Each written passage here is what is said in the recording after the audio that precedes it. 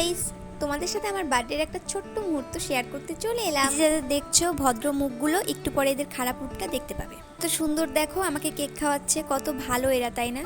আমিও প্রথমে তাই ভেবেছিলাম। ভালো রূপটা দেখছি আর ভাবছি যে এত ভালো তো ওরা না, এত ভালো ব্যবহার করার কারণটা কি পরে আমি বুঝতে পারলাম। বার্থডেতে আমার বান্ধবীরা কাউতালি করবে না তা কখনো হয়? বেসিক্যালি যেরকম বার্থডেতে সবাই আসে সেরকম এসেছে। তারপরে দেখো আমার সাথে এরা কি শুরু করে দিয়েছে। এই রাতের বেলা ঘরের বাইরে নিয়ে এসছে, আর আমাকে ওরা বলেও নিয়েছে যে চুপচাপ সবকিছু মেনে নে, তোরই ভালো, নইলে আমরা তোর পরে জোর করবো, তোরই খারাপ লাগবে।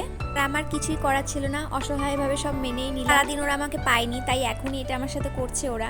শুধু আমারই কেন, আমার বান্ধবীদের বার্থডেতেও এটাই হয়, আমরাই এটা করি। আটা ময়দা এগুলো মাথায় দিই, সব বান্ধবীর বার্থডেতে এটা হয়। রাত্রির বেলা ডেকে এনে কাউতালি শুরু করে দিয়েছে, আর আমি তো কিছু বলতেও পারছিলাম না। আমিও চুপচাপ মেনে নিয়েছি, কারণ এতগুলো লোকের সাথে আমি একা কখনো পেরে উঠবো না। ভেবেছিলাম বৃষ্টি বর্ষার দিনে আমি বেঁচে যাব, তবে ওদের হাতের থেকে বাঁচা তো মুশকিল।